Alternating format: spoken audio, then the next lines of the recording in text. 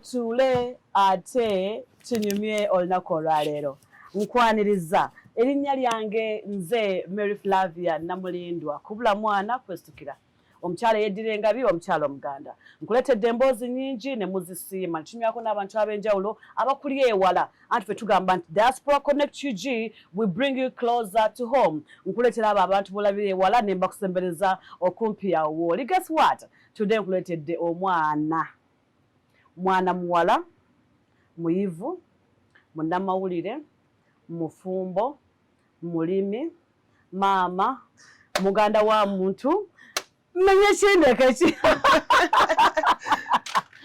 Oh my God, nze okulaba nze nsinze Flavia. Tugenda kwogera lulimi ki leero? Bw'osalawo otandise mu lulimi ki? Mu Luganda. Lwennyini. Olumanyi? Lwaki ne? Tomanyi Luganda Mildred? Yee. Omanyi Oluganda? Ng'ate ab'enjovu mwenfumbirwa. Ha, atandikidde awo.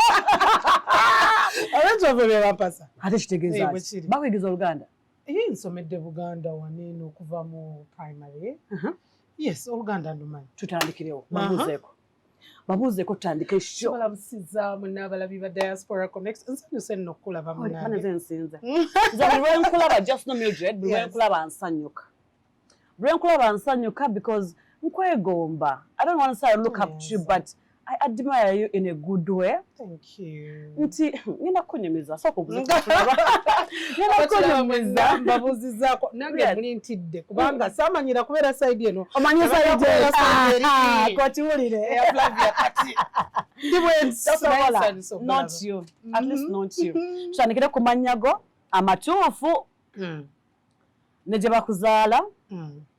Awutandike emboozi. Nze Mildred Tuhaise kati nayongerako erya Ssebujja. Nzaalibwa Masindi. Iye. Oli mukyala Munyolo. Omanyi Olunyolo? Nga tolwogera. Ndwogera ewaka ate naalwogera nani? Babuuzeeko Abanyolo. Mbaramukize nywena abakulura Diaspora Connect mwebale kuba nimutweteeranizaawo katunire byonna bitugenda kubazaaho murasobera kukoma mu kimu bibiri ebyokwega. Yes. Baramukize mwena? Ndwogera. Olumanyi. Webalise bagamba baki? Balungi. Mulungi gyali mulungi. Mulungi. Nnyo. Ate oli omulala kazi yani? Sylvia, how is she? She's good. The musawo. Hey. Dr. Sylvia gyali ajjanjaba balwadde ebiduuda. You only three? Only girls? Sylvia, Mabel, Mildred. Only 3 girls? Yes. Some mom, some dad? Yes. No any other? Naye ku dad waliyo baganda baffe abalala abasinga abangi. But how are you? Mwabasatu muli mutya? Bwe tuti totwawula. I know. The bond there. Oba oyagala kufuna obuzibu kwatako omukugu ffe. Olimba. Even the men in the family know. Oh really? Anyone ng'oyagala kwata ku mami oba ffe abasatu. Omu ku ffe. Your mom is there? Yes. And your dad? Yes. Mukama akyaba kumya amina. Mami kulabirawo Miriam, kulabisiza nnyo, Daddy Muhigi, David. Bona bali retired naye nga weebali. Retired what? The mummy is a retired nurse. Daddy yali akola ne OPM nga driver. Oh wow, so that's good. So where are they now? Mami mbeera naye oyo tutera omutawaanya najja. And then daddy? Yes. Daddy naye gyali e Masindi. Ali Masindi? Yes. How often do you go to Masindi? I go to Masindi I think every month. Emirundi ng'ebiri oba omulundi gumu. Ng'ogenda kola nnyo. Okusinziira. Ng'ogenda kola nnyo. Naye nnimiro. Olima. Nima. You love farming so much. Yes, nima. Oba olumu mba ngenze kulaba ku daddy. That's good. Okay. Mildred wasomerawa? Nasomera Masindi bwe natandikira. Yes. Nursery to primary. Nasomera Asaba Primary School. Actually no ku TikTok ennaku zino kweriri. Olimba. Asaba Primary School. Tebali sengulangawo. Likyaliwo bulungi nnyo. That's good. Lyeyongera bweyongeze. Then bwe nava Asaba Primary School nengenda Kawempe Mbogo Muslim. Kati abantu abamu bwe bandaba ku eating njogera olusiraamu ebigambo byogera nga webiri beewonya naye nasomera Kawempe Mbogo emyaka egi. Naho ino kubanga bayiga olusiraamu. Bulungi nnyo. Then nengendako Kisubi High katono nnyo naye eyo obulamu nali sibusobola nsali planned kid nnyo. Waba planned kid? Ebiseera ebyo simanyi oba bwe bakyali. What do you mean by planned kid? No, I think there wali olina okusalawo oba ozze kusoma oba ozze kunyumirwa bulamu. Walingayo endongo. Ffe nga kyetwagala kyetusaba principal twagala Chameleon ngajja kuno twagala Eddie Kenzo nga bamuleeta ku ssomero ffe baserebe twali twagala mwe mulinda mubivula ku ssomero webale nnyo nga school fees we had all the means school fees tetujja zoogera nnyo kuba sikyazijjukira naye ng'ate omulungi ye yafuna n'eri essomero oba yagamba daddy njagala Mildred asomere ku Kisubi naye nga ye omanyi lwaki yali akyagala ng'ayagala nyambala ekkooti nsoma kuba ye yali akyagala n'atakifuna asinagamba muto wange alina okifuna ye yafuna essomero gwe muto wa mulungi yes nyinza okuba nga musinga obunene naye nga mulungi ansinga naye emyaka si mingi ng'ebiri mulungi alina ekitone nnyo omulabirawo okusirika omulabirawo okusirika Yo, God! What's it? Big up on yourself. So from Kisubi to where? From Kisubi nasomerayo 1 term, then ndyoka ngenda ku St. Peter's nalia when amalira senior 6. Now I know. Spena. Now I know bakyogera bulungi oluzungu. Lwaki? Ndyogera oluzungu. Naye nga nsomedde wano abambalowooza nasomera walala. Amasomero gonna gali wano. Naye g'amaanyi gasomesa. Yes. Chutufu. Your background is really, really firm. That's very true. Yes. Amasomero gensomeddemu. Kati answering, you're ticking all my boxes. My answers kati nzifuna nganze. And I hope whoever is watching us too is getting all those answers. Go! Otula kusera, I'm like, oh yeah. Eranzo your Friday show you. Yaba na mawulire. Bw'otobeera kote nzetebayo. Oyagala kunyenya. Nyenya meza erika y'okunyenya ebbeeyi. No, like seriously, jokes aside, Mildred, you are so good. Thank you. Guno omulimu ogusobola tewagugwamu bugwe. So from there, where did you go to? From there, nagenda Makerere. Nenkola bachelor's in information technology. IT? Yes. Then when I go to IT, netandika okukola. Nalenze saagala nakuddayo kusoma. Ngamba njagala kunoonya ssente. N'okolera wolo? Because natandika okukola ku TV actually. Ndi ku Top TV. Natandikira ku Top Teens. Natandika okukola ku TV nga actually before I even joined university. Nali nkyali nga mu senior 4 vaaka. Natandika okukolera mu Top Teens. Top Teens yeriwa? Top Teens it was a teens show ku Top TV. No! Nga mukola ki? Nga ate abateens bakola ki? Kujja kwogera, kunyumya mboozi, playing music. Ekyakutwalayo? Actually, saalina nakutandika kukola ku TV. Nali mu dance group. Mildred, don't tell me. Nali mu dance group mu church ku Christian Life kuba nakulira wa Musumba Senyonga. So twali mu dance group and then twalinayo ndowooza ekivulu kya church ky'abavubuka. So ne batuhostinga as generation dancers because that was my dance group. Nali nyimba mu generation now naye nga mu dance group tuli mu generation dancers. So ne batuchaza just kwogera ku kivulu bwe kigenda okubeera and I was a very active member nkola obwa MC then. So ne batuyita ne batuchaza and then we twava ku show the producer then bamwita Mwami Mikail twamuyitanga Mikail. Nangamba, I think you should come back. You have a talent. I think you can come back and be part of the show or be a regular guest. Ifa akonyo, kubanze nali bulambu wangi, tomboy, ne ambalida jean kuva Monday. Are you a tomboy? When nali. While I was growing up, I was. Era when nyambadde skirt nga musumba mbuuza, mwala wange, wayozeza nezigwawo. So when I went, yes, when I went to the show, the producer asked that I stay coming. Nesigala nga nzija and I stayed paka. Then they retained you? Yes, they retained me. Of course, nganze nkola just be a fun. Because at the start I wasn't even being paid. Nakola teens show, nakola cooking show, nasoma kama ulire go Uganda, nakola bagole ba week, Angela naba W abiranga taliwo. I was just doing everything. Me, I was just excited. All over. Exactly. I was just excited. Naye amawulire ngatandika ngolo nyingidde ne university 2009. Still ku Top TV? Yes. Kati amawulire ngatandika ntya waliwo abakyala babiri abali basoma amawulire ku Top TV. Omu bamuyitanga Christine Lacote yali agenda ku maternity leave. Omulala bamuyitanga Patience, I think. Yes. Sylvia nga ata resigning. So there was a void. Yes. A void. Then Mwami Sol Katabalwa eyali editor n'abuuza ani bwe tuyinza okufuna. Then Mwami Mikail Kenyini yamugamba, no, so this young girl can do news. Okitegeera. Nampita naye obuzibu bwali bwa ddoboozi. Nga terivaayo. Nga talitegeera. Nga lirirya. Nga mbuuza olina ekifuba, olina ssenyiga. Olina ekifuba, olina ssenyiga. Eddoboozi terina kyeribadde nti nedda tewali buzibu. Nti oyinza okubaawo ekizibu nywayo ku lemon biki but long story short nemugamba mnaye eddoboozi lyange bwetyo we liri sirina kizibu kyonna sigenda kunywa lemon. So I did a screen test on Monday and on Tuesday I started. And how was it?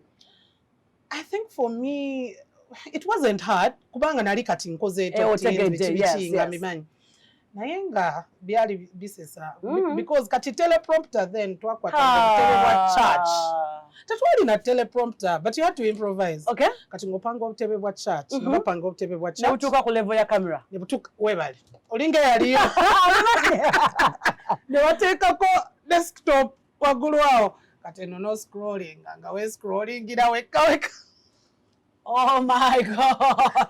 But in case no kaisawo mangu wena okudda nga mawulire oba wagekoledde nga naye wenfaanana wengendera ku TV kati jjukira olumu nga mba nvudde mu rehearsal mu church nga kagulu kasiwo nga kasitolongosako eno waggulu ng'otuula naye nga singa kamera etuuka wansi nga bakola Bale Francis okula mu kinu oluusi wasobolayo jini oba tracksuit jini nosikale yali mu kinu. So what's your talent? So when natandikira it was not a big problem really. Naye kubanga nali manyidde the entire staff nalimba manyidde so it wasn't hard. So nokolayo ati IT abikolayo nakama. IT kati ngambe IT tukola naye buli lunaku. Yeah, I didn't practice particularly nti when namala graduating nkola omulimu gwa IT kubanga already by then nali nkola mawulire. So I just continued na mawulire throughout.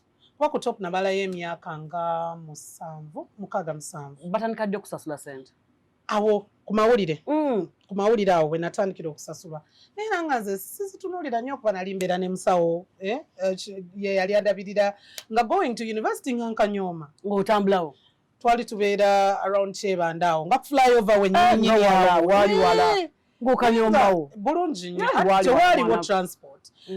Musawo nga mbeera bubeezi naye nga soma 2.9 Total transport 2.10 no sente transport money nga sirina sente bwe kiri exactly so nga ntambula neva Chebando nempitira Mulago ne Musawo nege nasigala ku ssomero nempitira mu bayitawo batya awo mu Kikoni not Kikoni yali side eri eyo nayitirangayo nga nzirayo nga nkola ka loop wekati kampitira awo below Mulago awo there is a slum eri awo nga mwempitira nempitira ku Eastern Gate nenyingira university bayitawo batyawe Mulago nerabitewo simanyiza ndi wakyalo ndi wagomba naye awaawo we nayitiranga nentuuka ku university nga we butuuka bwalwaggulo anti nina okuyitira ku church nga mpita mu 10 nga ndyoka ngenda ku Christian Life. Inaugural National Alliance of Uganda Canadian Association Nauka Convention ina tuse okuvanga mwenda October paka 11 October 2026 ku Pinago Harbour Front Hotel downtown Vancouver, British Columbia, Canada. Igini kwitema mwa Sanyu Sabanji omuli Dr. Jose Chameleon, King Michael, DJ Draka kuve Vancouver, DJ Cafe, Hanson Badiruno, DJ Timzi, Rev Boy, Leila Kayondo, DJ Shafika, Otize, Julie, Ezekiel Esther, Odonga, Joshua Nauka Convention Boat Cruise, ku Pacific Ocean, and all-white sunset dinner cruise. Inelyetuli ya kusasuli yako $2 Lumkanga 10 October 2026 sawa 12 ez'olweggulo tutandika okuseeyeeya ku Dock B760 Pacific Boulevard, Vancouver, BC. Registering obasasula online ku www.nauka.ca/convention. N'okumanya ebisinga ogenda ku info@nauka.ca. Uyinza okusasula nga gwe ku Equity Bank branch ne kulyo kompe iwugidwa Equity Bank, Kariku Mutiman Company Advocates, Olives Expeditions Limited, BC Cranes, NIRA, Imagine Uganda, Ruin Rompotage Africa, Jericho Civil Engineering and Consultants Limited, Housing Finance Bank, Bank of Uganda, NSSF, ne Uganda High Commission Ottawa.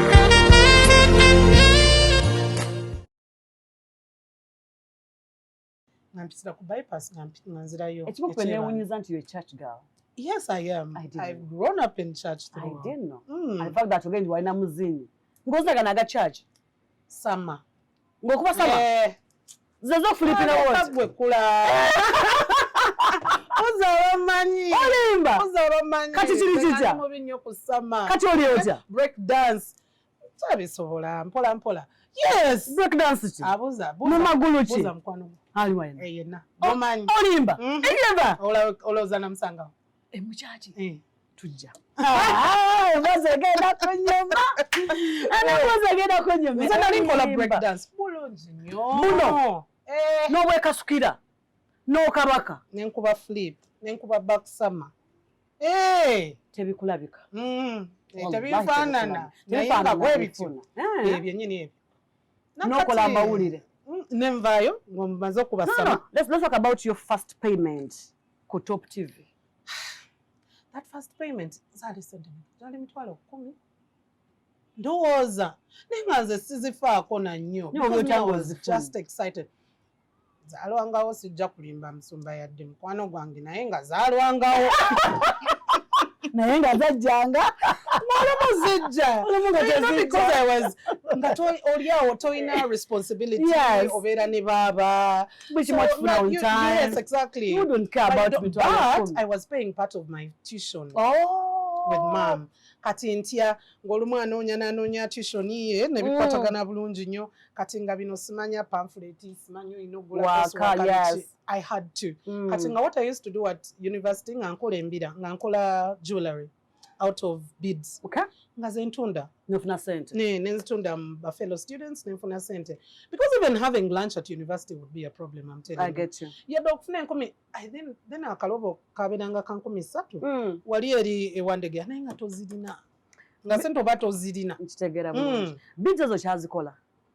Yes, lwakuba budde. You still do bead but work. I still have the talent to do the beads. I do my jewelry. I would do jewelry for n'abagole kati ku church bali bamanyi. Nga wabeerayo oba introductions and chi. Nga bagamba Mildred asobola okukolera jewelry. Nga nkola jewelry, yes, ne muguza abagole like that.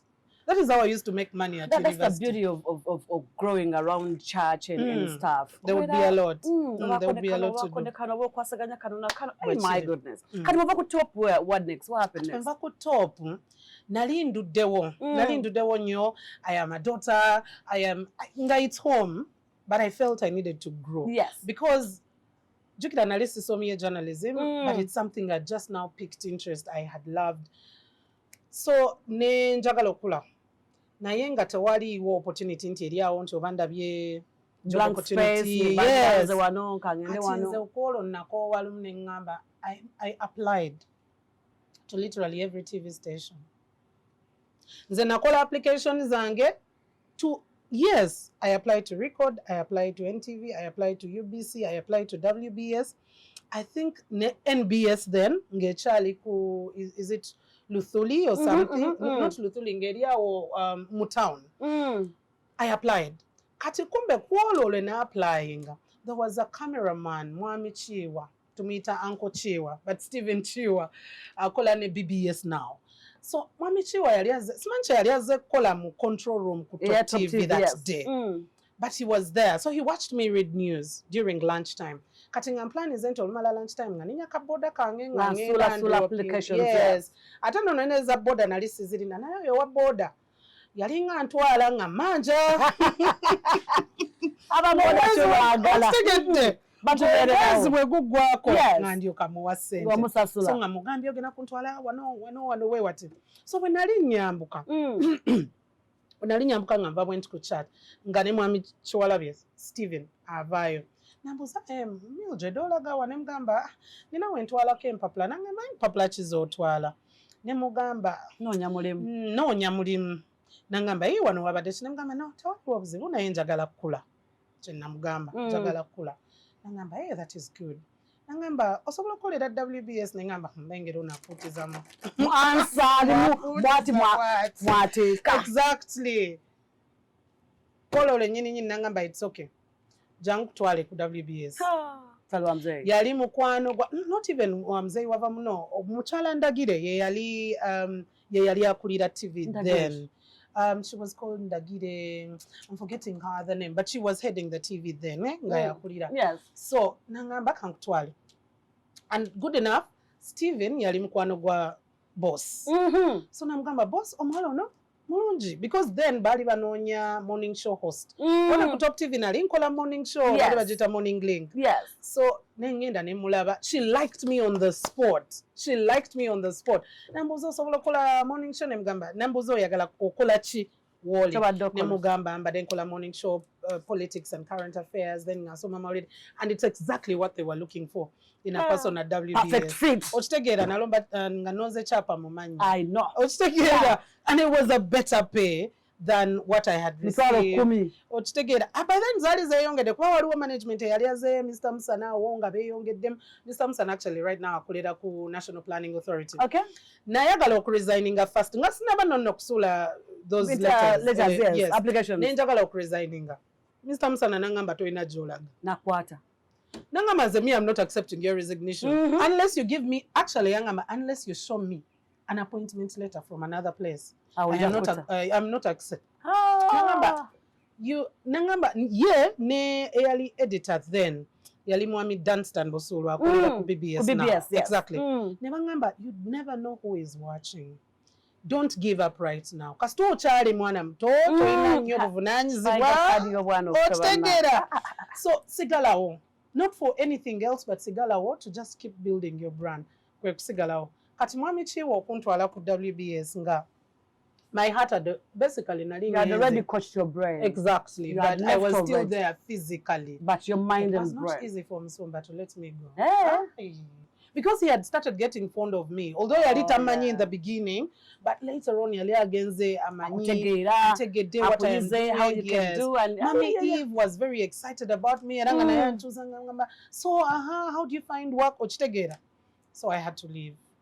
Ningena ku WBS because that lady who was doing the morning show was telling you about current affairs na yagala gena mu entertainment. So when I came, I just wajanga lero encha n'otandika bulungi nnyo tewaliwo even when I did screen test.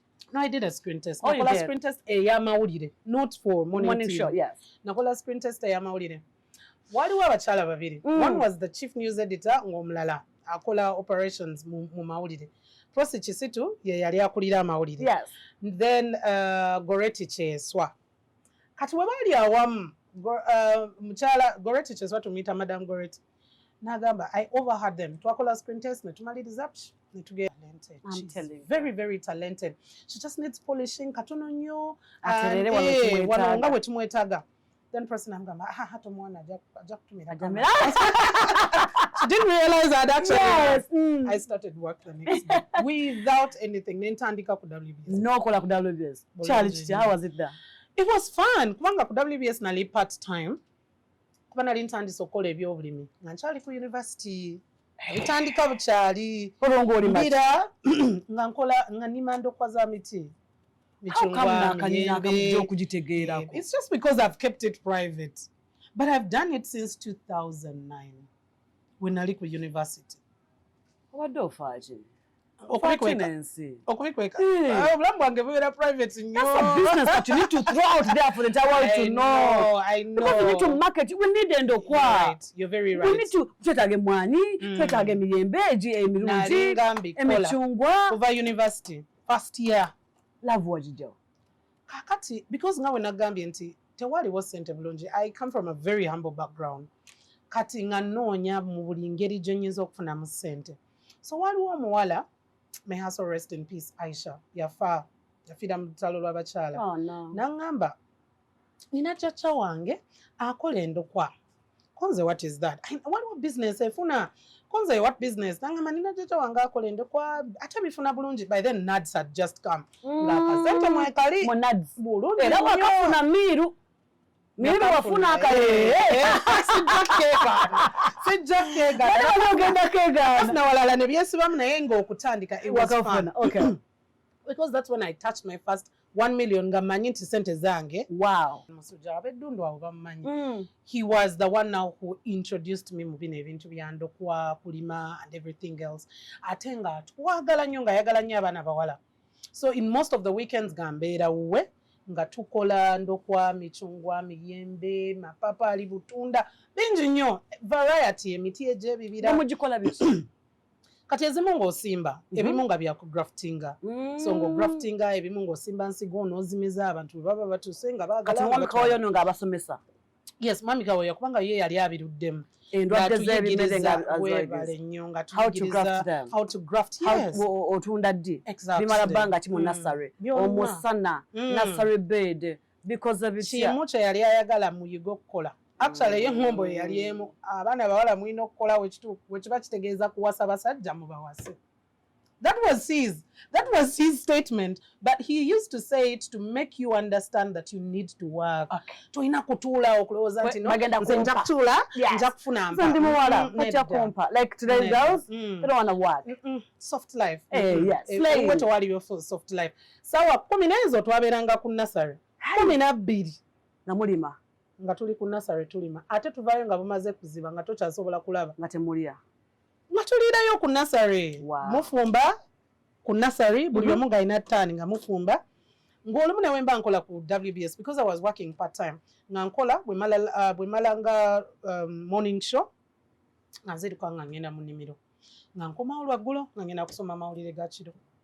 So how was it omwana omuwala okwata mu bitaka bino?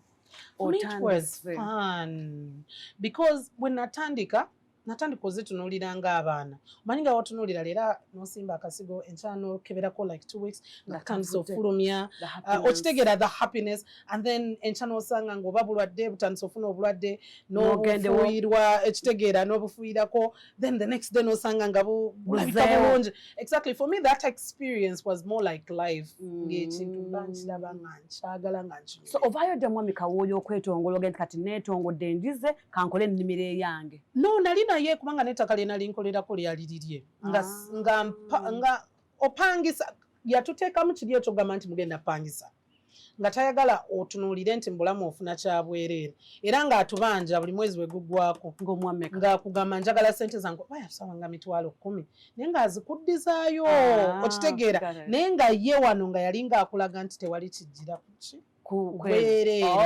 So I stayed working through na okwetongola ku mwami Kawoyo actually netongola nga 2012 nga actually I want to open up a branch in Masindi. So you have one there? Yes. How big? That's on about 2 acres. Nursery only? Yeah, nursery only. So what is? Kubeera ne kyebayita mother garden and then obeera ne nursery. Mother garden kati woofuna nga emwanyi ennaku zino za clone. Oba olina okubaako woozisala then n'okola.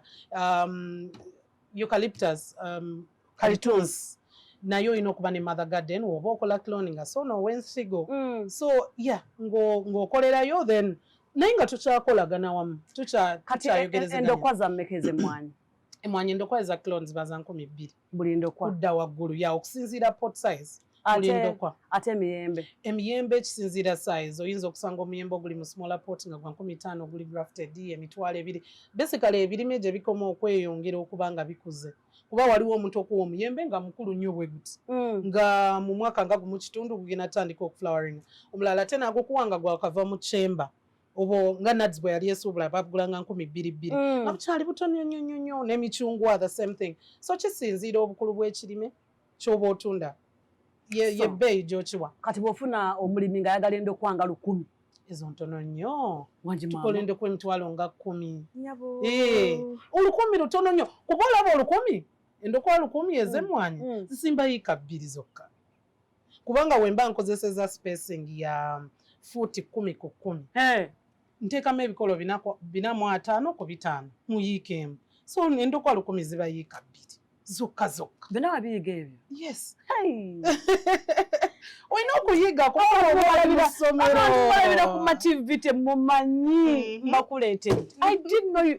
Nakulaba, I watched you on TikTok and I was like, wait a minute. Ono akyadde bukyazi bino byenkola wano bulijjo mu harvest money. Tewanda harvest money. Ndazitirange kusaaliisa kulaba kuyiga.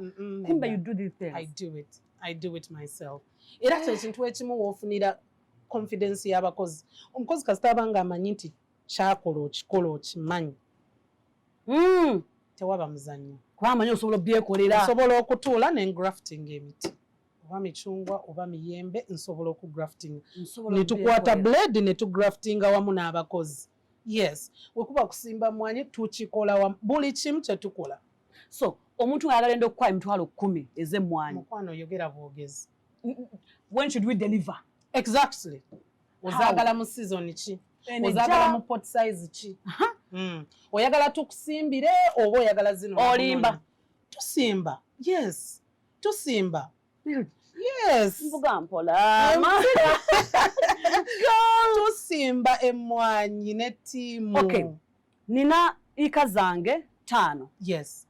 Ez'emmwanyi. I've already cleared nete muli binnya. Tujja ne ttiimu ne tukutemera ebinnya ebiri ku standard size, standard spacing, ne tuleeta endokwa ne tuzikusimbira nga zirimu manure bulungi nnyo. Ne tubeera nga tukomawo kubanga bwe tugamba okutandika ne management tugikola lwakuba kati bw'ogamba okumanaginga ojja kusanga ng'omu ali capturwa omulala ali kigezi omulala, so it becomes a little hard. So kye tukola obeera ne manager on site naye ne tubeera nga tukukyalira routinely okuyisaamu kiki weetaaga okukola nti kati emmwanyi efaanana bw'eti eyinza okuba yalwadde ekirwadde bwekiti tuteekemu bwekiti bwekiti ne tulabirira emmwanyi yo paka tusigala tuli wamu. Ate ekirungi kati ennaku zino tulina amasimu, kwata ka vidiyo mpeereza ekifaananyi emmwanyi efaanana etya nja kuba nkubulira kyennyininyini kuba kati nkiruddemu nkimanyi mba mmanyi nti emmwanyi bw'efaanana bweti kiba kivudde ku kino, emmwanyi bw'ebeera bweti ettaka libeera liri bwe riti, weetaaga kigimusa bwekiti, weetaaga kufuuyira kintu bwekiti. Yes.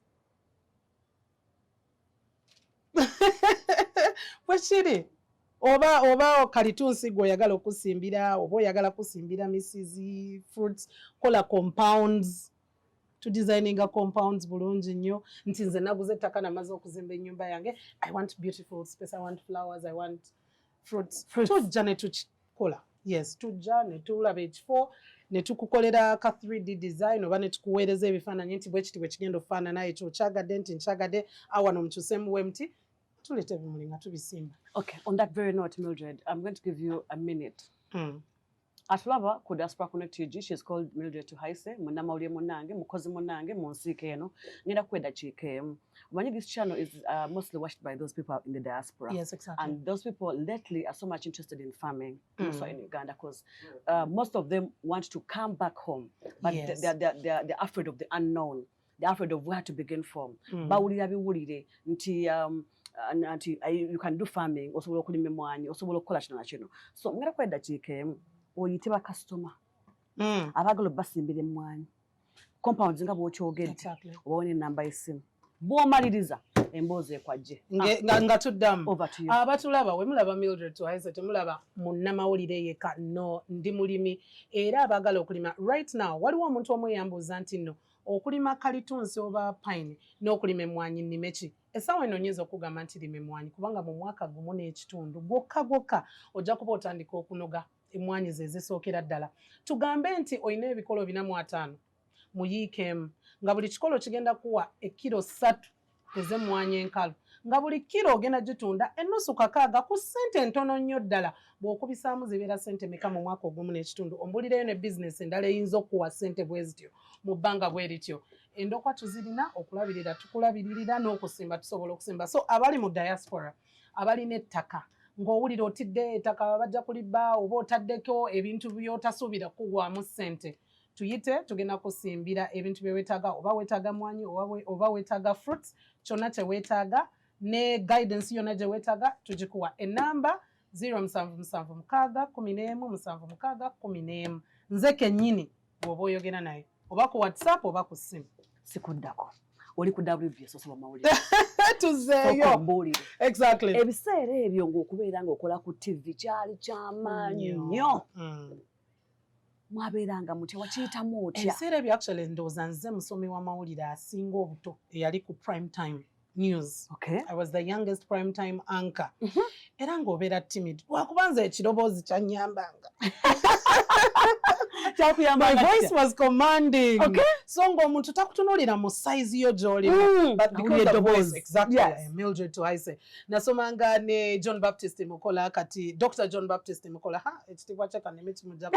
Asomesa Makerere kati. Yes. Nasoma ne Bamkitale. Joseph Sabiti nalinga nkola naye ku mawulire. So because me my voice was commanding. At WBS was also a family. Ochitegera. Yeah. Nga si byangu. Okuyiga. Nayingira ku WBS nga si reporting nga ko mawulire. But I wanted to because nze njagala nnyo okuyiga. Mukyala Kisitu yaŋŋamba kimu. Twakeera lumu nga mugambye olwo njagala ku reporting. Twakeera lumu n'aŋŋamba, I remember even the event yali a company called Letshego yali egaba mifaaliso. Letshego njiwulira. Yes, ng'egaba mifaaliso to a hospital. I don't remember the hospital, but that was the story. I can't even forget it. Ne mugamba mukyala nze si reporting nga ko yaŋŋamba. Wali onyumizaako emboozi ya firimu gy'olabye ku TV nti ye. Genda ojja kunyumiza ekivudde. That is how I started reporting. Okay. No training, no nothing. Nengenda nenkomawo nengamba wandika. Kati nentandika mbanange. Wandika buti ndaba press VTs, manya intro by T. Yes. And the newsroom is so busy that tewali agenda kutuula watake kusomesa. Attention, yes. You just had to watch and learn. You learned on the job. Exactly. That's what I did. Tewali wakukwata ku mukono wabula once you show that you want to learn. Muchala Cheswa oba Madam Goreti nga wetumuyita nga ya akutekako ko kumanyi no more script nga yo mo script nagamba what is this rubbish rewrite the script nadda ku computer inoji wandiko ogwokubiri nagamba I said this is not how we write news, do it again. Bannange n'owulira ng'oyagala kuddayo naye nga bwakulaba nti nno toliimu feelings nnyo ng'akuyita ng'agamba kati omanyi muwala kino tukikola bwetuti ne bwetuti ne bwetuti, and that is how I learned. How about on the outside abantu wano kuyita oli serebe okola ku TV ng'ate sirina motoka nga sirinye boda na taxi wo anti oluva ku WBS ka boda we paka wano kati nze na joining WBS ngeri NBS weri kati eri waggulu yes naye ne boda nazina nga eziri awo ng'olinnya ng'okkirira bw'oti akaserengeto n'olinnyawo akagaali kalinga kanusu 1,000 paka wali Kaleerwe. Akagaali kabeeranga wa Mildred. Mukwano obugaali bwali edda mwamu tewaliyo obugaali mu Kampala mwalimu obugaali munnange kati bukyali ne Nabweru gye nabeeranga nalinnyangawo kagaali kuva Bwayise paka Nabweru gye nali nsula kati bukyaliyo munnange ababoda kati babali awo business wano enagulu galiwo obugaali ng'obugaali obusanga ng'owokkirira bwoti ng'agenda ebukotawo ku katale osangawo akagaali ne kakukkiriza paka wali kammeka kabibiri kalinga ka 10 nga tokati okukuba ekigo boda zitukubye emirundi emeka yali akubeka ekigo bubi nnyo nnyo boda yakuba ekigo yankubako ekigo then kanisi nga kamne kangamba you see Auntie Mildred if you had a car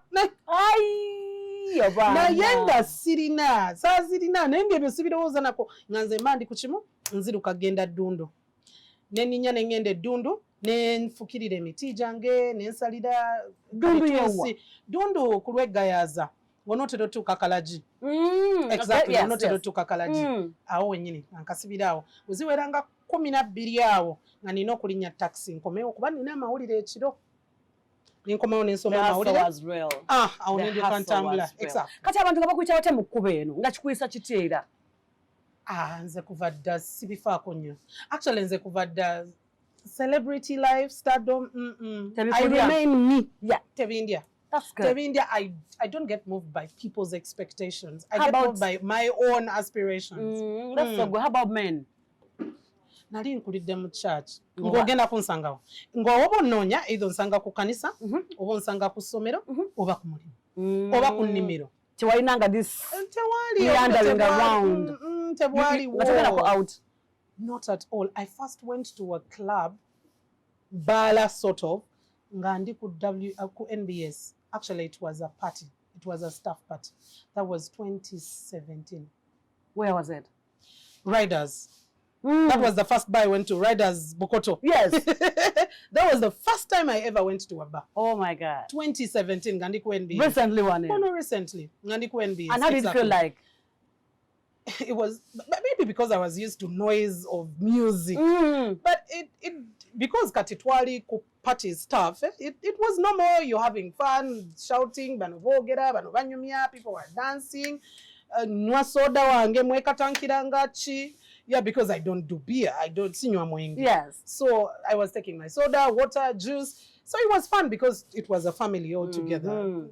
it was just okay and normal. Kati wavadde ku WBS. Ngamazo bagalawo. Nedda. Navayo 2015 before. What happened? I am a person who loves to challenge myself. Every time I feel that I am in a place where there is no growth, yes, I am never comfortable in a particular place. I still wanted to grow. I still wanted to grow. So now your brains are telling you, so my brain is telling me you need to work, you need to move forward. Moving. Yes. But nali because my colleague then, Joseph Sabiti, was in talks with NTV. Ate nga twalibwe nga tukola wamu nga oba nonya Joseph nonya Mildred wali. Nonya Mildred nonya Joseph. Yes. Exactly. So he was in talks. Then I thought I also started thinking, I think yes, there needs to be growth too, because everywhere there we need to move. But thankfully, nali nadundu still. Nimunimido yange, I receive a call. Mwame Chris wanovire yankubira. Yali are heading a production. Then Nangamba, Madam, am I talking to Mildred Tuhaise? Yes. We would like to have a chat with you. Kwanza you who?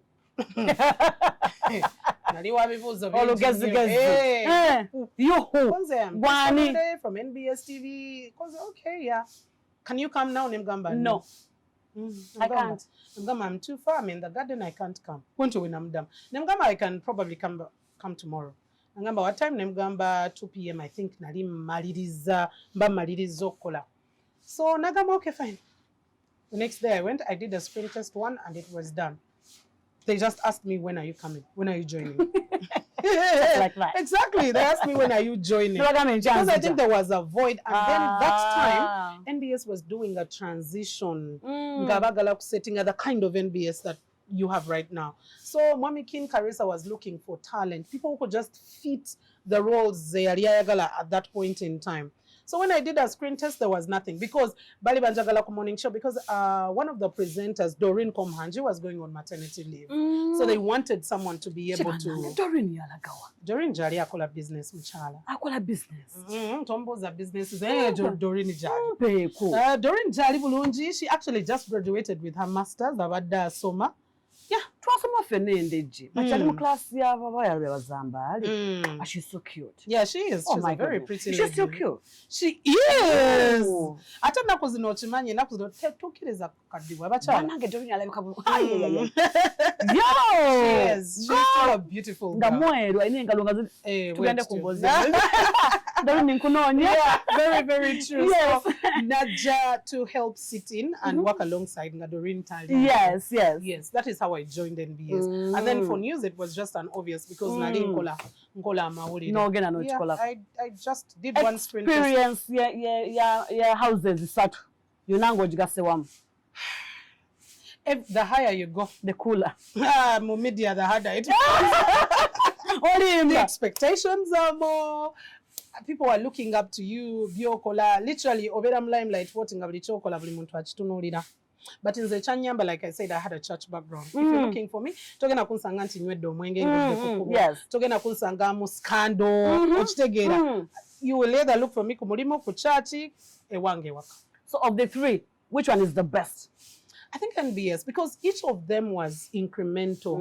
Kutok TV was my starting point. Yes. It was my foundation. And I am forever grateful. Yes. When I went to WBS, I added on. Kubanga, then WBS was the biggest media house. Yes. Private. And that is the time that NTV was coming in. Yes. Cannibalizing NBS. I mean, WBS. And when I came to NBS, it was like a bust. It was a bust of a bubble. NBS, Nayaringa Top TV, they just throw you in the water and you learn to swim. What andikira Mwami King Karisa were later a live view. Na abantu balowoza nti tugenda to recording netubireta. Yes. Mukwano, the live came. I was dukira bulungi mukwano. The live came. Tewali what training. Mwami wanoberenga gamba stand. We are rolling. Camera rolling. Action. Tandi kokogera. You're reporting live, something that you've not done before, but you have to do it. Oyogedde ku live view ezo. Manange zaatu kubisamba meminga mule sama letanga mukago mulundi gumu. Ekitegeera wadde nakamu ku New Vision na mukama ffe na. Our CEO Mr. Karisa, he is a tech savvy person. Ayagala technology. muntu wa technology wa IT ngazi awo Robert nali okajja mukama wange era nkwagala nnyo taata nkulamusizaako naye n'aleeta etyo bbiri bazaali ssatu okitegeera tugamba za bay za bay that was an investment nga buli woogera NBS weeri nogenda NBS kungudo awo papa we yajira okitegeera papa we yajira around the time twaba mu election okitegeera nga tugenda mu 2016 election twakava ku papa tugenda mu 2016 election kati tewali kyakunjagaza nga 2016 election I'm telling you nali ndokopya The inaugural National Alliance of Ugandan Canadian Associations NAUCA Convention is here, happening from 9th October to 11th October 2026 at Pinnacle Harbourfront Hotel downtown, Vancouver, British Columbia, Canada, featuring so many entertainers like Dr. Jose Chameleon, King Michael, DJ Drac from Vancouver, DJ Cathay, Hanson Baliruno, DJ Timsy, Rev Boy, Leila Kayondo, DJ Shafiq, Otize, Julie, Ezekiel and Esther, Romeo Odong, Prospect, and so many more. Don't miss out on the NAUCA Convention Boat Cruise on the Pacific Ocean. This is an all-white sunset dinner cruise at a fee of $200 on 10th October 2026 from 6 p.m. at Dock B 760 Pacific Boulevard, Vancouver, BC. Register now or pay online at www.nauca.ca/convention. Or for more information, go to info@nauca.ca. You can also pay personally at any Equity Bank near you. Sponsored by Equity Bank, Kalikumutiman Company Advocates, Olives Expeditions Limited, BC Cranes, NIRA, Imagine Uganda, Reportage Africa, Jericho Civil Engineering and Consultants Limited, Housing Finance Bank, Bank of Uganda, NSSF, and Uganda High Commission Ottawa. bw'obanga eriyo omuntu gwe wakwata nenkunyweza bwet bannange wankwata ndoza I think we natandika n'okwagala awo 2016 bannange wawa amawulire sure bannange wasoma amawulire bannange nakwegomba wankolera eggulire lya election okitegedde ng'olinga agamba nti but it was aided by technology actually abantu boogera nnyo ku 2016 kyogamba mumeka abana technology but technology yali eyamba and me and statistics or IT, that is what I'm talking about. And IT, I was very flexible. That is what I'm talking because even about. that technology, we didn't have a lot of time to go through it and to learn. Mildred, we are going to be doing this. If you want to tap a pie chart, tapping on. If you want about this, the explanations are simply there. This is the map of Uganda. So district, you tap in here. Period. Never question. Now that's what made me fall in love with you. Walaba ku the channels international. The best abasobola okunkolera obuntu obwo bwe bakola weather forecast. Like Victoria, it rained, and now you see in Kalangala, now you see in Kampala, it is going to be shiny. Now Giranum, Natabana, now Nakona, that's how you were. You were all over art and what is smart. Exactly. Because it's not that everybody can do that. Because, I mean, you did what I do. Do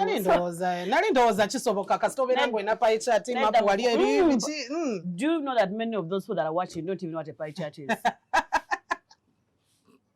Many of them don't. And when it comes to numbers, numbers are tough. Especially when you know numbers very, very fast. So believe me when I say you girl, 2016, a year in that time, you are the number of that. I am humble. After 2021, I didn't give you much attention, but at least that's why we would just kupano kulika baba sajja. Kuliko nomulamu wange waberanga ne mulamu wange ngamba naye batwale tebawaabo. You really represented us so well. Thank you. So how have you been? Awona wono baddewo NBS ocharge liko myaka meka kati mawulire 11 years. No, 11 years at NBS, 20 years in the media. Yes. Era de mama Jacob number 20 years. But you said when you are young. Yeah, it's understandable. So from NBS, where are you going? From NBS, I think I would want to get into business. I would want to mentor girls I would want to mentor, especially abachala. Omanya danga okusanga omuchala mawulire either abeera reporting abya fashion, beauty, ebintu ebyangungu, soft things. Nga current affairs, politics was mainly a male-dominated field. Yes. So for me, it is inspiring to see more and more women go into direct political affairs and, you know, analysis. For me, Chinkolera, I feel like there's been a stepping stone that I've been able to put a block that I've been able to add in the media industry. So if I can continue with that and consultations, kuberanga nsobola okuongerako. When the time comes, kubanga, I mean, it's life. The time comes and you just feel like there has to be a period for you to move. Yes. There's when there's this wave of Bajita, when they're cutting off our causes, you are laying them off because every chance mania set is with do and all that. Yeah. Most media houses actually are suffering at that, including BBC. How did you survive? How did I survive? I think maybe my bosses still thought I was still relevant. That is what I can say. But Flavia nze chintu ekimu kyesitiyambulamu bwange kwe kungoba ku mulimu. In my brain, I was trained. And actually, I also had this chat named Mwami PK, yali akulira NSSF, I think. Yangamba, the day you get a job is the day you should plan to be leaving. Plan for it like it is your last day. Kubanga siwa mwe, siwa jaja. Yes. I know that one day, whether it is laying off, whether it is sabotage, because I want to bava for so many things, whether it is laying off, whether it is sabotage, whether it is that I can no longer perform, whatever the reason is, whether I've gotten another opportunity, whatever it is, I will leave NBS. Yes. When I like Top TV, when I like WBS, I will leave NBS at some point in time. So for me, in my head, I am always prepared and saying, okay, your services are no longer required. I am like, thank you so much for the time that you've given. Why do people think you resigned from NBS? They have read about it. Yes, because people don't read. Unfortunately, if you want to hide something from an African, put it in writing. It's a very unfortunate statement, but sometimes you make it true. Now, one day, my reflection, I call it a reflection message of 11 years. Because I started Kumpeo at NBS. I started on 15th of April, but I'd started much earlier. Yes. So on 15th of April, 2015, Nintandika Kumpeo NBS. So I was just doing a reflection, because last year, when we made 10 years, Twasala cake ne Simon Kumpeo. Yes, I saw it. Simon Kagwanjala. So this time I just made a reflection message named Pandika. Na yolo wakuba message yo muntandikwa yalimu reflecting on my 11 years. Kati wetu wetitolo okusoma. Osoma ko wagulu maybe notuka wakati kati ya wono oyagala okulaba. No malayo olusi no malayo wansi ebera nga taiba kati obuzibu. Wansi nga waliyo thank you God, thank you King Karisa, thank you viewers. Kati then I tagged colleagues that I've worked with over that time. Nengamba mukama abakume. That was a goodbye for some people in their brain. But it could also be sponsored, or it could be pushed. Maybe somebody's pushed, an agenda pushed for someone to, for whatever reasons. But I wasn't saying bye. You're still here. Not now. And you're here to stay. Not forever.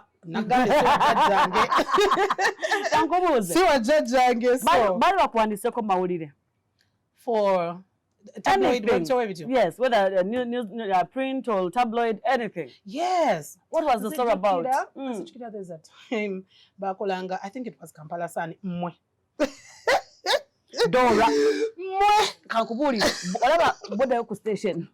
Waliaka wala kukaita Dora to Jibo. Kamanyako. Boss wange. She's a boss. You get a bitono. What a Dora. Dora, what was your boss? Madam Dora Tuanjiri. She's not your boss. I love her. I love her. Yeah, sure, she is. She's a lovely lady. She's a very jolly person. Very stubborn. Now, yeah, that time never call celebrity death match. Doreen come hands Mildred Tuhaise. Mukwano chalinga kukwata bijanjalo na nyama. Obiteka awam. Mpulira. Ochitegera. Nnyo. Nebogera simanya the kind of men we date. Kati. When I said the kind of men we did, bagenda ku Facebook ne bajjayo obufaananyi. Bajjayo obufaananyi wa Ambassador Scott Delisi. Ambassador Scott Delisi yali ambassador wa America then. Okay. And I was working closely with the American embassy. Ne bamteekawo nga guy gwendeti nga yesu.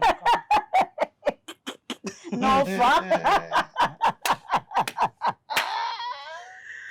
Nengamba chiwedde. Nesirikawo busirisi. But, and then another time, I think it was red pepper. Baba wandika bichi. Baba wandiko bangamba I am dating someone. When I listen meeting anganako. I said I was dating who? Kananura? Desh. I remember Desh. Panamela. Exactly.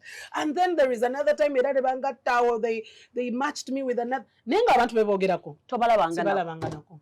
Gasiba meeting angana. Actually, I even started asking who is this person? Yes. Who is there is another one. He's another prominent man as well. Mugaga. Yes. That is when I even got to know Nti Basajja Bagaga, Nti Oba. But at least muberemu a little bit of truth. Red pepper. Kapalasan. Kamunye.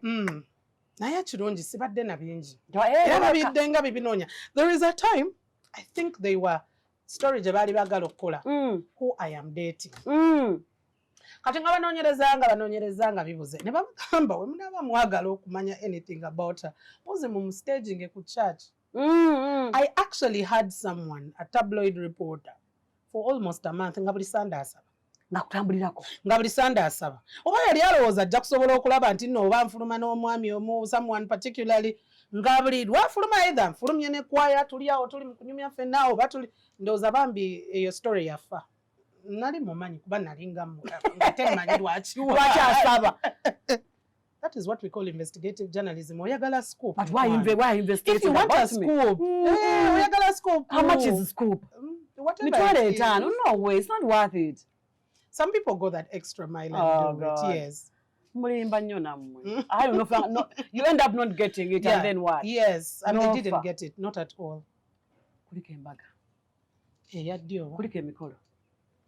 Kiteewa kya Mukama. Alhamdulillah. Oba myaka emeka kati. Lwaki ombuzizza ejjadde? Anti bw'ogambye embaga. Emikolo kale. Kale. Kwali kwanjula. Ye. Kukulike. Amiina. Kiteewa kya Mukama. Kwali kutya? Twagalawo masindi. Omwami agamba ki? Mulungi nnyo. Okyali naye. Nnyo n'amaanyi. Bagamba mbu nno yagenda. Omanyika toziwe nnina bw'okukyaza abantu bemmanyi. Mikwano gyange. Kalumiza hati. Omukulu taata salute. Njikwade. Abadde wakujja. Wakuba abadde busy. Mugimu embi. Kubanga otavaawo ku kido. Obuvidiyo bw'olaba ku mpewo. Olowooza ani abukola? Yabukwata. Weebale nnyo. Naye mweyagadde. Mweyagadde bwe kiri. Omwana ayagadde munne. Okitegedde. Nali manyi byakusaaga. Byali byaddala. Byalimu Katonda. Mwesanga ku church. Yes. Generation dancers. Ani atandika munne? Ye. Yakutandika n'omugambo oli. Ate byali serious mu kusooka. Namumanyi just bya kivubuka. Lwaki tobimubuuza? Lwaki obibuuza? Nekaze. Sisobola. N'omugambo otya? Kusooka era namugambirawo okusooka samutwala nga serious. Era amanyi ndi mukambwe nnyo. Ye okuva mu ntandikwa yali amanyi ndi mukambwe nnyo. Kati kagambo kyako yagamba akakusofteninga omutima. No, actually yali teyeetaaga gamba kigambo. Naye nali muntu kuva dda nze nali nga nsoma obwongo bw'abantu. I listen to what someone says and I can gauge your IQ. Mpola mpola. Twalinga twogera. Ate nze obwamawulire bwantandika dda ndowooza ngamubuuzabuuza ebibuuzo kimu bibiri n'okisuulamu awo n'owulira omuntu engeri gyazzeemu n'ogamba okay, ono nno anaabaamu omulamu osanga.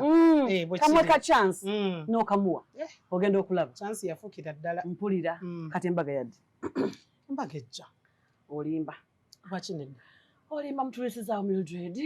Embaga yabadde jangu budde. Mugambe okosimulimu gwange. Nfukamidde nnyo ndi ku mavivi taata. Make-up ng'akyatukwata. Bannange mutwanjula ne mutuleka.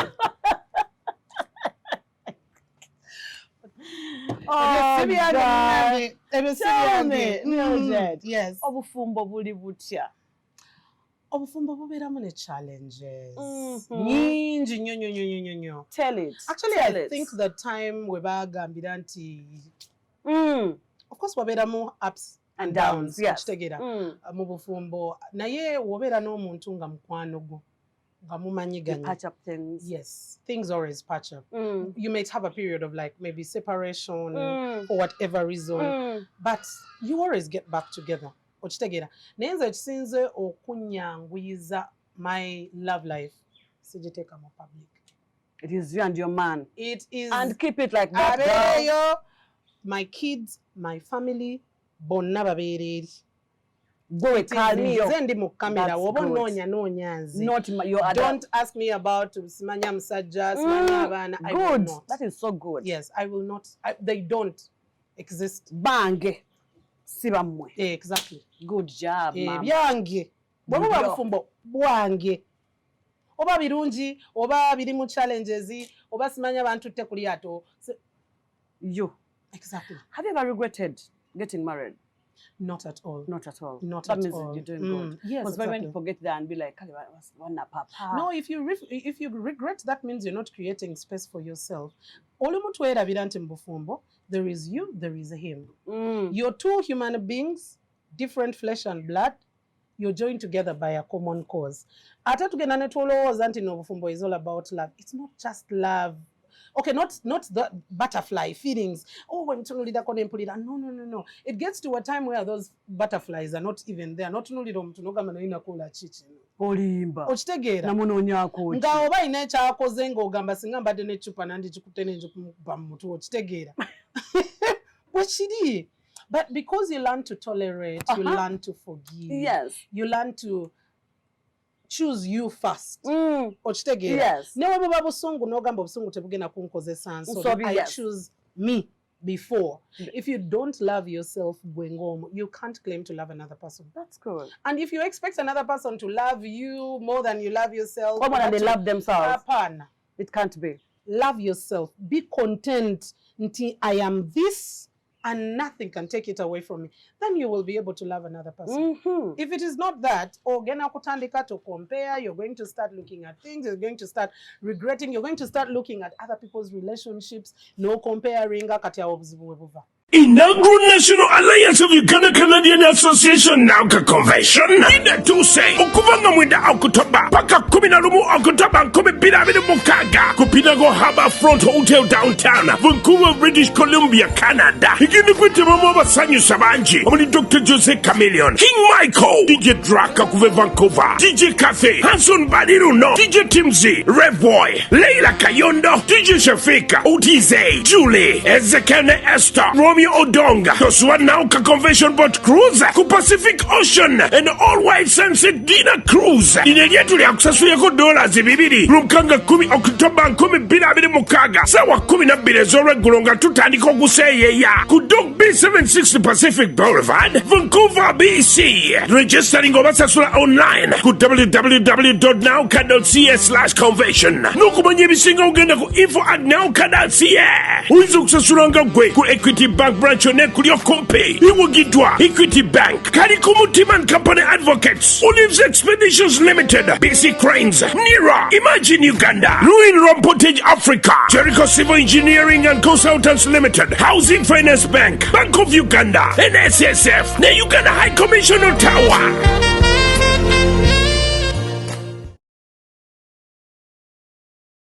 Let's talk about career and marriage. One of the hardest decisions to make, especially katinga ku TV, making the decision to get pregnant. I know the pressure he had. At some point in time of mfunyisa olubuto, mfunyisa olubuto, agenda kwechanga, agenda na mugamba mkwano nemba nkuzalidde abaana 10 nga nasazeewo okutambula. Ngenda. Bwemba nsazeewo nti leero ngifuluma. That's what men don't know. Men think wakuzalamu abaana mbalo sima batano owedde, that's the end of you. Exactly. No, nothing. But I told him and he knew and he respected it. Nemugamba, unless it's official. No child. Hey! Ayabas. Tekiriyo. Ayabas. Tekiriyo. Emikolo lyaliyo 2017. I gave birth in 2019. But I'd also planned in my mind. Because you see, even when I joined NBS, Jokirana joining when replacing again a maternity. Yes. And there was that fear of, even the person who is replacing is a woman. Someone was bold on the panel to ask, when are you planning to give birth? Oh, ma. Yes. Unfortunately, that is what the workspace is looking like these days. Nemugamba boldly, I'm giving birth in either 2019. If I don't, I will then give birth in 2022. If it doesn't, actually, Namgamba 2019. If I don't, I'll give birth in 2022. Went away Namgamba. As though jokingly, but me, I knew what my plans were. But where do they get the guts of asking you such a question, man? No, we are still nowhere. living in a chauvinistic kind of under patriarchal society. That is the reality. Where it will not be surprising that you will find some women at the same level working ngabasajja ngabafuna less money. You know? Nenga mukola byebimu. That's the kind of patriarchal society. Byebyo ebintu ebimu ebitamya. Where giving birth, for example, oh, she's going to get disfigured. Oh, kataja kuba afana nabubi. It is like a crime, by the way. Yeah, it is like a crime to get pregnant. And again, you go on to your maternity leave, coming back, your work is given away. Even for my second pregnancy, I was flabbergasted when a female boss asked me, what is that you've done? Why did you have to get pregnant at this time? Nemubuza wanted our timetable. Nemubuza wanted our timetable.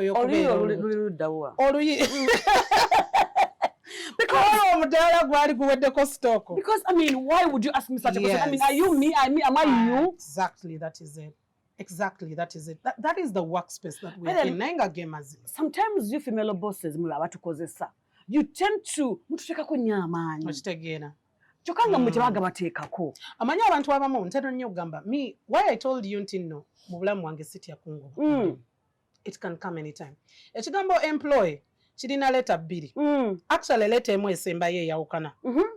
Bw'oba ku employ either ina double E oba ER. You're either an employer or employee. The better you start kwawula. If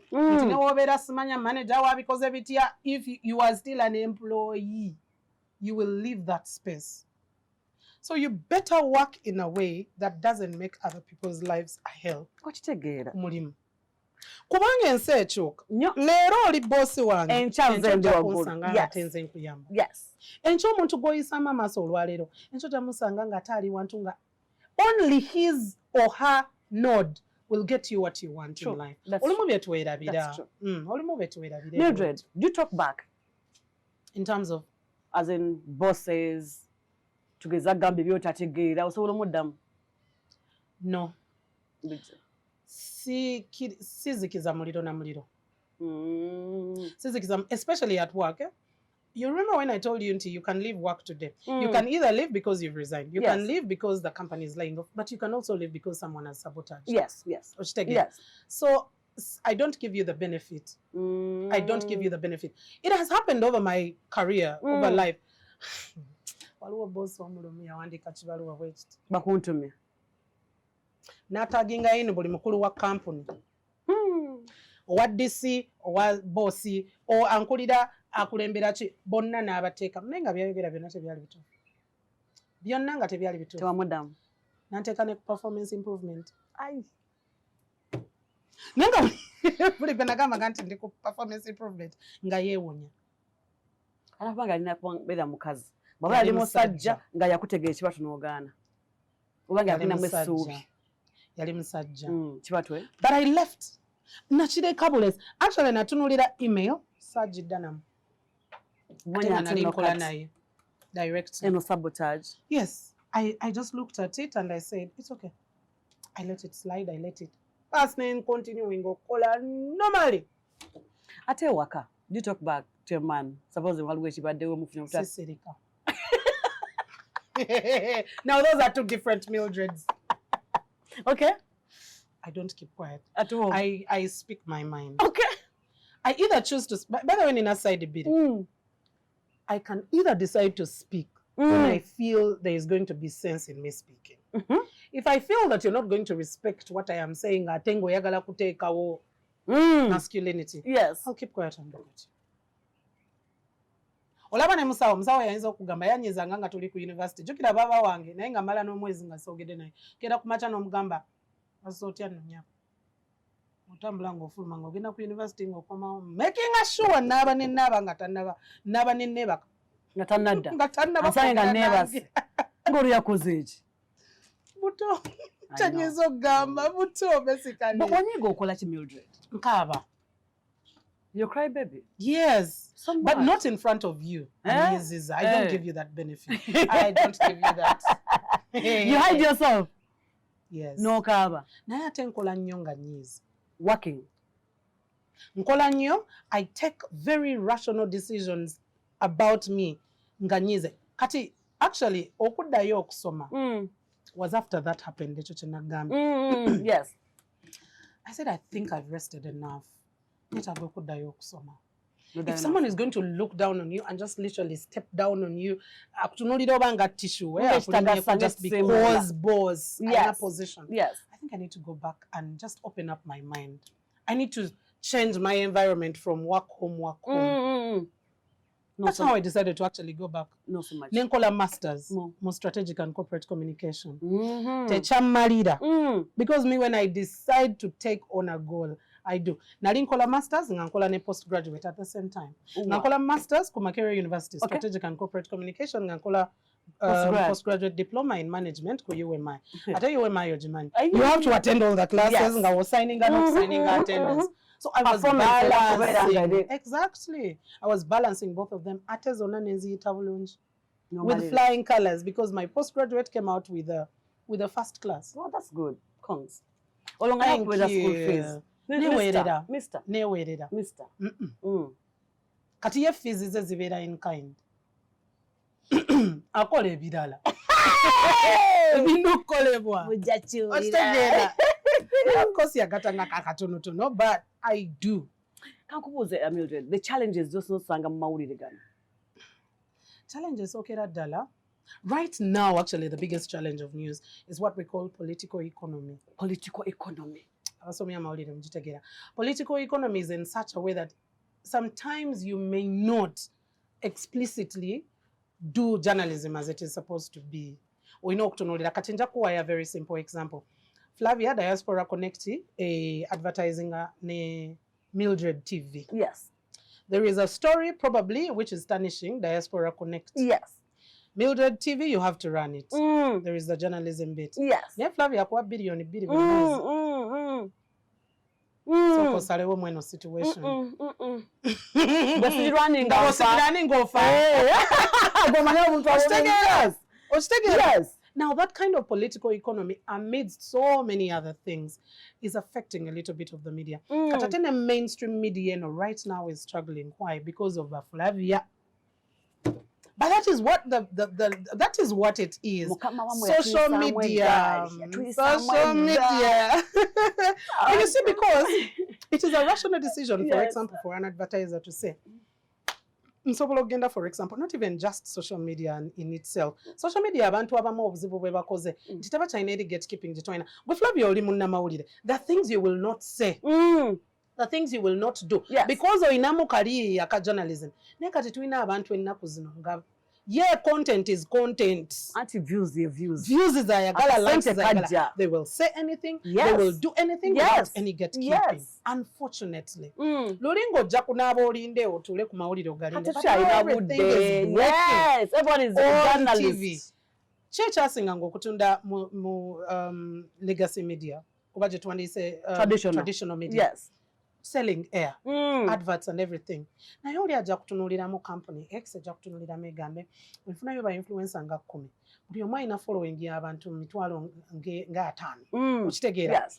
How much is it that I am going to pay them in a month, and how much am I going to pay? Because Jukida, traditional media is still doing a very good work, but their expenses are not the expenses. That's true. Of a social media person, of an influencer. So that means no one never could billing. Ataja ko billing anga legacy media wegendo ko billing. So ne wesanga anti sente zandi badde zigenda mu traditional media zigenza tewa social media. Oli mutaja genda ku Google agule ads. Nga zirina targeted bulungi agambe njagala advert egene mu nsi bweziti. Abantu abanazidaba between this age bracket. You can curate your advert to reach the audience that you want. Kati awobera ogenda kunonya ki mu legacy media. So it has become very, very tough. That is why whatever TVs, radios, ngazileyinga off stuff, it's because it's becoming harder. Omanyinga which how hard it is of producing one news story with cameraman, editor, producer, reporter, mutware, story weri, mukomye driver, okitegeera amafuta gali awo sasula katigazalo amasanyalaze bina leero. Yes, amasanyalaze gali oko, amazzi gali oko. There is a lot to be able to run traditional media. Contemporary simu ye. Content is simu nga atekako MBs. oba 10 whichever ezikola ekintu eyo essaawa nga kikoze nga kitaddeyo.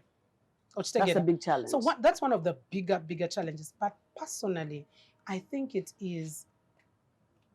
See, an agita competition.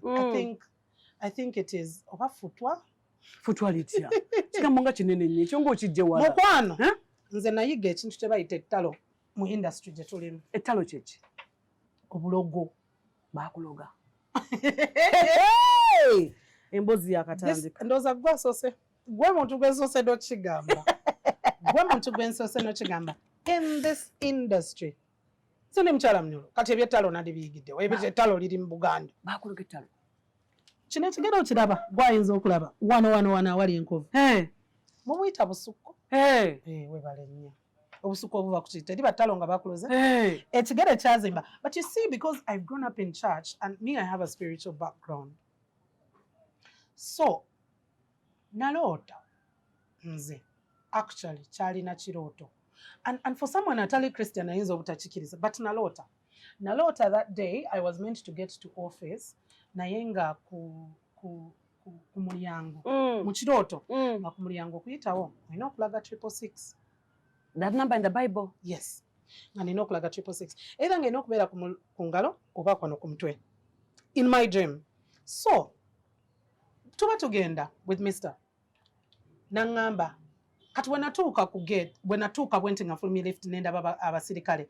Nenzirayo ne mugamba, they want us to have a 666 number to be able to enter. Nangamba ina ife tuli balokole, how are we going to do? Ne mugamba, kati wemanyi mpa marke ya black eyo. Ne mpanika 666 mu ngalo. Kati wenali mpitawo bwenti. Nenjibalaga. Omu ku bo n'agamba, you can go. Sinokubiri n'agamba, erabika tebadde nnamba ntuufu mu kirooto kyange, erabika ennamba tebadde ntuufu. N'agamba kati munne kwe kumuddamu atofaayo kasita engoye zaazireka mu dressing room.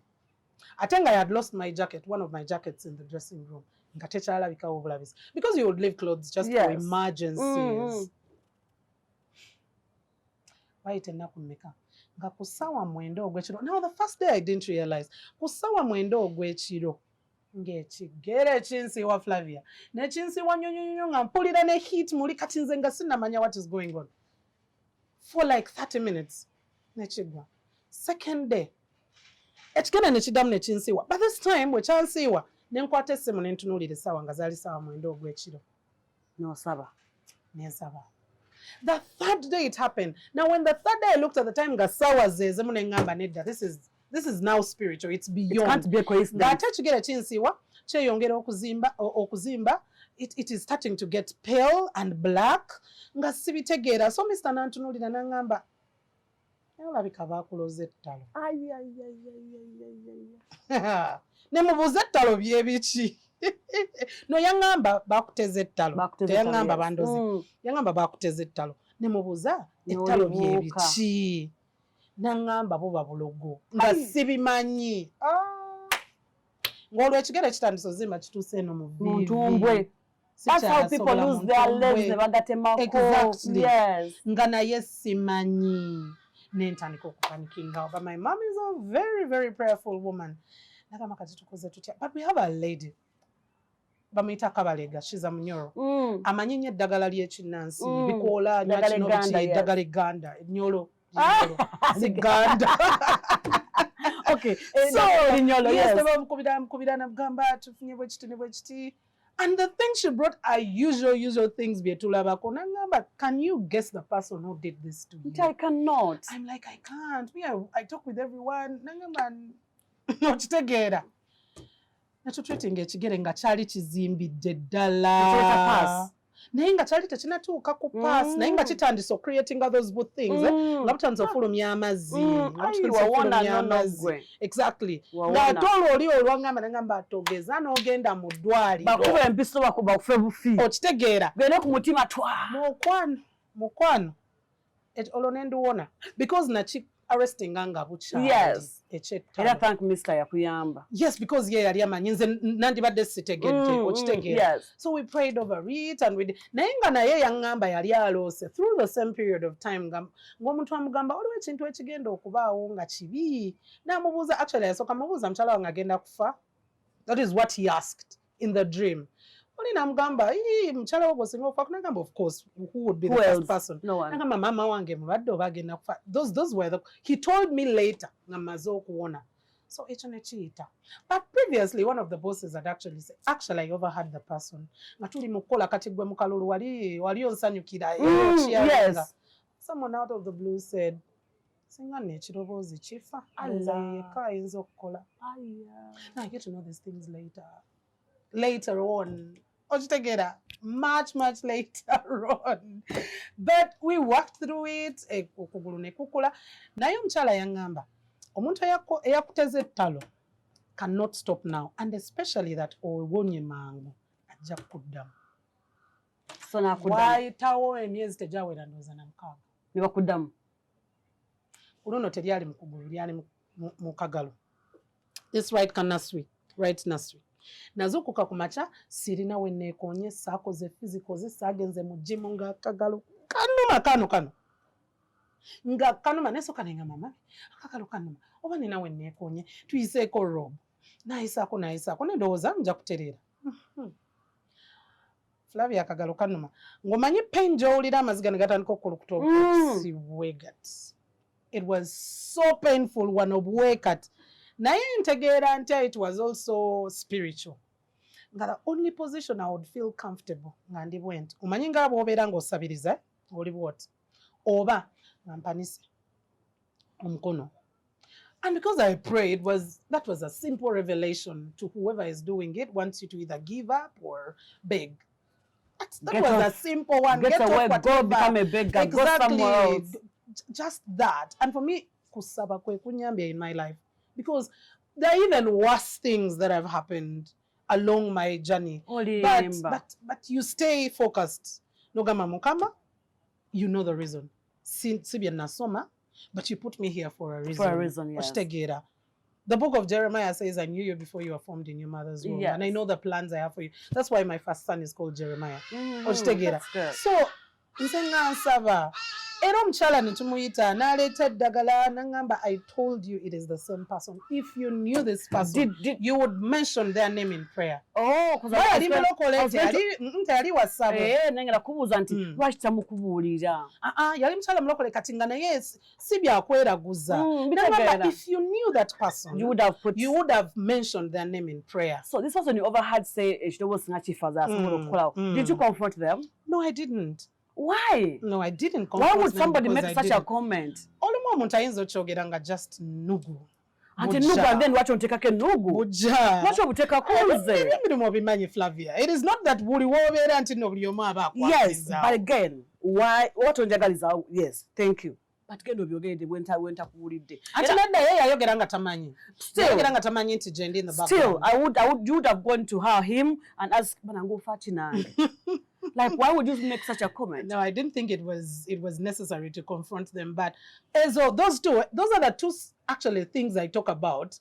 Was still kubinjenyo. Those are the two things I talk about. Nebyanjigiriza nti bwe tukolera you might have an open heart. But you do not know what other people think for you. Exactly. Era kyanjigiriza okubeera very careful, even with things like food or your eating or whatever. Even the clothing you put on, everything around you. Actually, when I'm okuloota ekirooto ekyo kyaddamu kuzika lugoye lwonna. Because amanya nti after this, something bad is coming my way. Mbozi ya Mildred Tuhaise or NBS bamuloga ettalo. Bulungi nnyo. N'ekifaananyi nkyakirina mu ssimu mukwano. Nkirina because it's a memory I never imagined in life. My goodness. Okitegeera nti nsobola okutuuka kweresa. That is when my mom said, bw'okula aliwo ebintu by'otandika okulaba. Mildred, nga tuwumbawumba. Let's talk about your first pregnancy. Whoa! It was a near-death experience. Yes. I got pregnant normally. Olubuto lwatambula bulungi nnyo. I didn't have any complications. Actually, nze salina na cravings ebyo msimanya njagala kulya junk food. I was just so normal. Nakola actually up to the last day. Ngoli lubuto? Yes. Even my second child. Actually, namuzala lwetwaziika papa. Ate nga nasiiba nkola kuziika kwa papa. Then at night, I was in theater. because that was an elective kubanga the baby was big. Atenga previously I had a cesarean section. Kati that's my first child. Nkola bulungi nnyo. Then about 2 months to the end. Tandika okubeera neka pressure katonotono. Atenga nali sika realizing nze naka realizing. So the doctor nambuuza omutwe gukuluma teguluma. Byonna nga byabuuza I am responding not in the affirmative. Nangamba naye ka pressure si kalungi. Twetaaga okubeera nga tukamonitoringa. So the first week nandeka nangamba 2 weeks later come back. Olwo atandise okumpa short periods okubeera nga nkomawo. When nakomawo the next time natunuulira ka pressure nga kali awo tekeyongera nnyo naye nga kali awo kali funny. Kabuzaabuza. Nangamba you know what? Let me have a conference with other consultants. N'abateekako. Tulabe kye tuyinza okukola. But maybe in the meantime, because it was a Monday. Nali nina nagenda ku mulimu naye nenkubira producer wange bamuyita Becca then nemugamba Becca sigenda sobola keera kankere mu ddwaliro ndyoke nkole ki nzije ku mulimu. Ngenda I am picking some medications. Nakola conference ne bane the consultant gynecologist and everyone ne bamugamba muze ndi political patient. Yani, who is a political patient? Like I am a high risk person it singa mbaako obuzibu. Amawulire tegajja kusirika. Eddwaliro terijja kufuna mirembe. Okitegeera. So he came back and told me, by the way, by the look of things, tulina okutwala mu theatre. Tukulongooseemu omwana. Totally prepared. Our pressure yayemuka emirundi egyo 3 times. But the good thing is, ekyanyamba, I don't even remember the doctor because nze kasita bangamba bagenda kunongosa nga neetegese bulungi okusindika omwana nongamba mbu ngenda kulongoosebwa. Wali weetegese. I could not believe it. I was just totally taken aback. Kati teyangamba chiche nyini kati nze ngamanyi ka pressure. Sinaba kukifaako nnyo. But the good thing is waliwo doctor. Sikyamujjukira nalinya naye yankwata bw'atyo omukono nambuuza omukyala wabeera olubuto emyezi 9 aba ayagala ki nti aba ayagala kuzaala omwana. Okay, bw'osindika omwana oba omuzadde nti ye bwe bakulongoosa oba olina omwana oba tomulina ne mugamba mba mulina. Nambuuza ki ekisinga obubi okufiirwa omwana n'oddayo ewaka nga bakulongooseza nga omwana mufu oba okulongoosa omwana ne bamujamu nawe n'osigala ng'oli mulamu. Byonna ne mbiddamu nga bwe yali abyetaaga. Namala nangamba kati tusabe. Namusaba. Held me named Mr. like this. He was there. Twali tugenze ku antenatal check-up. Mwagenda mwe ku antenatal? Yes. He was there from day one. Buli antenatal gye twagendanga for the first child, yalingawo. Abasajja mubajjawa. Yabeerangawo. Okitegeera. Together nga tugenda wamu. N'atuula lwakuba mutiitizi mukonga we bituuka byakuyingira scan ebyo nga ngamba mutya kumbuulira. Mildred, as we wind up, this is my last question to you. Let's talk about our girl, our field journalist, Agnes Nandutu, Honorable. It's very absurd. It was so painful seeing her in the dock. Naye the law is the law, unfortunately. But you see, I followed so many corruption scandals in Uganda. And they may not end the way you expect them to end. There are so many questions of there was this, there was that, there was that. But you know, politics plays differently. Sometimes when you're up in the sky, you need to be very wary of the decisions you take. You have to think twice. Actually, you know, because I want to believe, like she said, court, that she was misled. I want to believe, maybe, I don't know, I am just thinking out loud, it could have been the excitement of omanyi okuva mu newsroom n'ofukirawo minister. Okitegeera. Omanyi okuva mu newsroom n'ofuuka member of parliament. N'ofuuka minister. It just doesn't come easy. Ate ne sitaani asigala alwana mukwano. But she had worked for it, man. Girl, yeah, she had. She had done her best. People's parliament. Yes. We would all watch, listen to her. You know, Mildred, between me and you, to money what it takes okuleta abantu nobatuuza in one place, to believe in you and to discuss issues zoba otaddeko because man girl yajjanga ngalinga speaker yenyini nga Yes. And she was authentic. Yes. She was Agnes Nandutu. It was her. Ochitegera. It was really painful. But era olaba joko mokweyongerayo nga wenagambye. Ne bikemo ne abagalo kulemesa ebisomo. Man, there is a lot of fights at workplaces, government, private, whatever it is. So it's very sad. Let's keep high in our prayer. Let's just keep high in our prayers. Thank you for coming, girl. You are welcome. Thanks for your time. Ogenda kuddamu tune maasawo oba nnyonnyole emiti gyaffe. That businessman ekuteko nnyo simanyi lwaki. And I pray you people reach out to her because saagala agambe Flavia. Exactly. Tewali muntu yankuyadde kasimu. Tebangulaako na miti. Man, mubankuba kyeyo mugule emiti. Musimbe ebibira. Muguze amataka. Musimbe ebintu ebigenda okuuma ettaka lyammwe naye nga tebigenda baleetera ssente. Abagala emiti yes tugisimba. Kuba wali wagamba nze saagala mwanyi njagala kusimba miti kuba sijja kubeerawo abantu bajja kubba emmwanyi zange. Okitegeera naye ne bwe banazibba emmwanyi za generational crop Flavia twakula nga batusomesa Uganda's cash crops coffee, cotton, tea biki okitegeera nakati bwe kikyali. So ayagala endokwaze emmwanyi emiti gy'ebibala miyembe apple twala tugende micungwa mangada byonna tubirina abagala emiti egy'ebibira abagala oba managing farms oba okola consultation we tuli. Reach out a number eri simple 077 very simple. Mildred gojja okwogera naye ne mobile money eri manya gange. Nini mobile money ng'olyeyo wayagala dde okunneebaza ebintu gyange mobile money ge gamanya. Just let you know she's a married woman. Omanyi mwe bantu ate mbaagala nnyo mbeere bulungi sibazaako mu ngalo mweraba. You're watching Diaspora Connect UG. The views expressed on this program or commentary are solely of the individuals providing them and do not represent or reflect the official policy or position of this YouTube channel or its management. You've been watching Diaspora Connect UG, bringing you closer to home.